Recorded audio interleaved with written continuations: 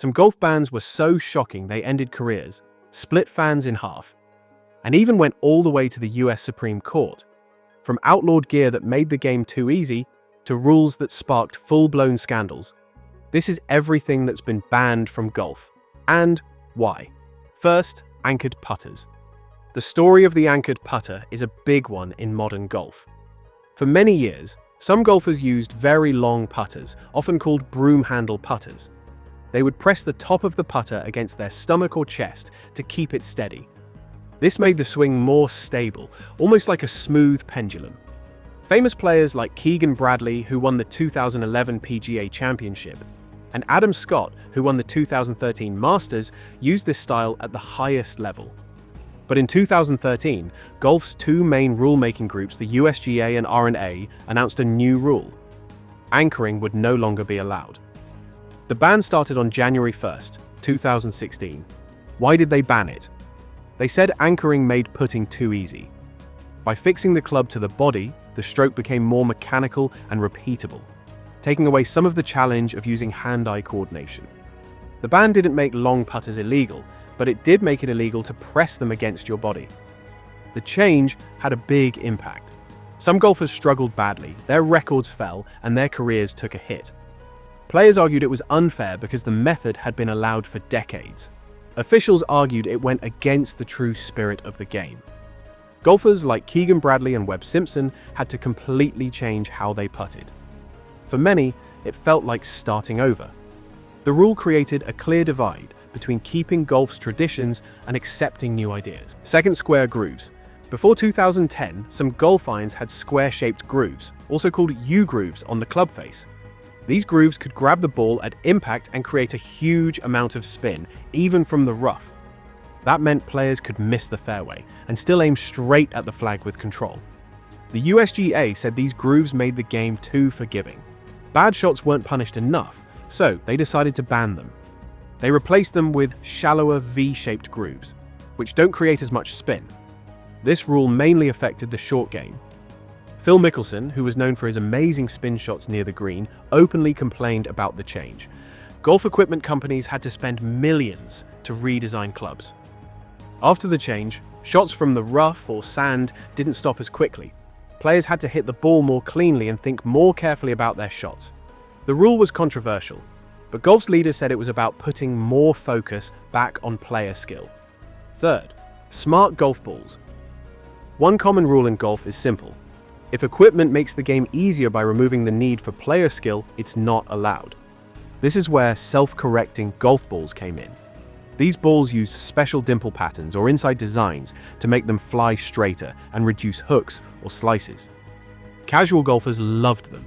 They meant fewer bad shots and a more enjoyable round. But golf's rule makers quickly stepped in. They said any ball that changes its flight to hide mistakes goes against the core challenge of the game. These balls are now banned in official competitions.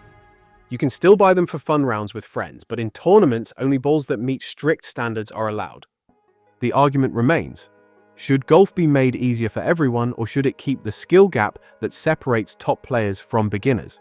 Fourth, rangefinders and GPS. Distance measuring technology changed the game for amateurs.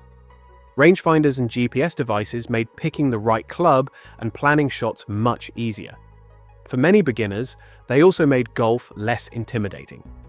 For years, professionals didn't allow them. The caddy's job as the player's guide and strategist was considered untouchable. Over time, that rule started to loosen. Tours began allowing rangefinders with strict limits. They could only measure straight-line distance, no slope, wind, or extra help, and sometimes only during practice rounds or specific tournaments. On the PGA Tour, this change shows the ongoing debate. Should golf stick to tradition or accept modern technology? For amateurs, the rules are mixed. Some events allow rangefinders, others still don't. The split shows how golf's leaders are trying to give players convenience without removing the skill of making smart decisions. Fifth, dress codes. Golf has a strange relationship with clothing. It's one of the few sports where wearing trousers, collared shirts, and sometimes even ties is part of the game. Many clubs and tournaments have long band jeans, tank tops, cargo shorts, and collarless shirts. The rules are enforced in different ways, from a polite "please change" request to being kicked out. Even big names like John Daly have clashed with dress codes. Why does it matter? Clubs and golf officials say the dress rules keep the game's traditional and high-class image, which helps attract certain sponsors and members. Critics say the rules are old-fashioned, unfair, and make the sport feel snobbish. In recent years, some places have relaxed these standards to make golf more welcoming. But at big events like the Masters, strict dress codes are still the norm. Before we move on to the next banned mystery, why don't you take a moment to like and subscribe to this channel? We post golf videos every week. 6 phones and electronics. Not long ago, professional golf was a phone-free zone. If a phone rang, pinged, or was used during a round, players could face penalties. The reason was simple: avoid distractions, prevent interference, and keep the focus and atmosphere of the game. Over the years, there have been awkward moments when a phone rang mid-swing, leading to fines and red faces. Recently, the rules have softened a bit. Some practice rounds allow limited phone use, and a few tours permit tightly controlled devices. But during competition, electronics are still treated like something dangerous. They must be handled very carefully. Spectators also have restrictions. At the Masters, for example, phone use is banned in key areas. Players posting on social media during a round is still risky and can lead to trouble. 7. Golf carts and the Casey Martin case. For a long time, walking all 18 holes was considered a key part of golf. That changed when Casey Martin, a golfer with a serious circulation problem, took the PGA Tour to court for the right to use a cart. In 2001, the US Supreme Court ruled in his favor under the Americans with Disabilities Act. This meant tours had to allow reasonable accommodations for players with medical needs. The decision didn't mean professional tournaments suddenly became full of carts. Able-bodied players still walk. But the case was important because it balanced golf's tradition of walking with the need for fairness and disability rights. Today, medical exemptions and special accommodations are a normal part of the sport. 8. Training aids and on-course devices. Weighted clubs, alignment sticks, tempo trainers, and swing analyzers are great for practice, but they're not allowed during competitive rounds. The rule is simple. Training aids help you improve your swing and build muscle memory, but using them in competition would give you extra help when it matters most. Manufacturers adjust their products and players use them during practice. But in tournaments, anything that gives instant feedback or changes a club's setup is banned. Caddies also can't hide training tools in the bag. Breaking the rule can lead to disqualification. It's a clear rule that keeps practice and competition separate. 9 casino chips. Integrity is a big deal in golf. Players, caddies, and officials are not allowed to bet on tournaments they're involved in. This even includes some fantasy leagues based on tournament results. If someone breaks the rule, the punishment can be serious. Suspensions, big fines, or even a lifetime ban. These days, tours use new tools to watch for rule breaking. They track finances and monitor social media to catch gambling activity. This has already led to several suspensions. The reason is simple. Trust in the results is the heart of the sport. And gambling that could influence outcomes can't be allowed. 10th, on-course coaching. In the past, golf didn't allow coaching during a round. Players could talk to their caddy, but no one else could give advice. Recently, some tours have loosened this rule. Limited coaching is now allowed between holes or at certain times. This change follows a wider trend in sports toward more team support and real-time feedback. Traditionalists say coaching takes away from golf's one-on-one, player versus course nature. Supporters believe it helps players adjust faster and makes the game more exciting to watch. Like many other rule changes, the solution has been balanced, allowing some coaching but keeping it regulated. 11th, metal spikes and shoe regulations. Steel spikes used to damage putting greens and tee boxes. By the 1990s, most golf courses banned them and switched to soft spikes or spikeless shoes.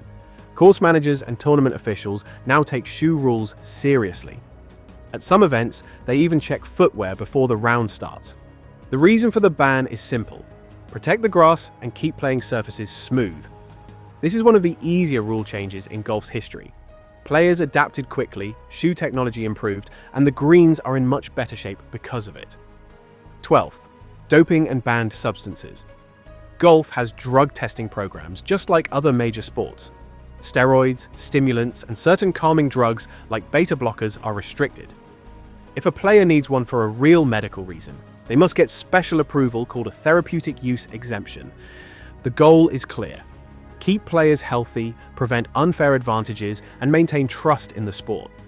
If a player fails a drug test, the penalties can include fines, suspensions, and damage to their reputation.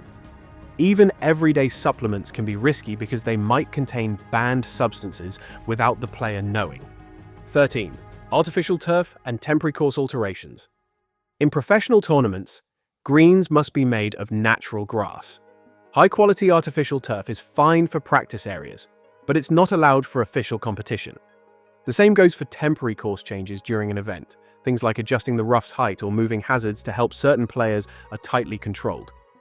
Golf's rulemakers want the course to be the same for everyone, so every player faces the same challenges. It might sound like boring red tape, but even small changes can give one style of play an advantage. The rule helps keep things fair. 14th. Caddie rules and course manipulation. Caddies do more than carry clubs. They also have to follow the rules. They can't change the course, test putts in illegal ways, or give coaching outside of what's allowed. If a caddy breaks the rules, the player usually gets the penalty. The same applies to course staff. They can't make special changes during an event to help certain players. The reason for these strict rules is simple. The player-caddy partnership is close, and it could be used for unfair advantages. The rules make sure it's the player's skill, not secret help, that decides the result. From banned putters to outlawed spikes, golf's history is full of battles between tradition and change. Each ban forced players to adapt, ended careers, and sparked debates that still rage today. If you had the power, would you keep golf pure or make it easier for everyone? Let me know in the comments. And if you love the drama and untold stories of the game, subscribe, because we've got more that the rule makers don't want you to hear.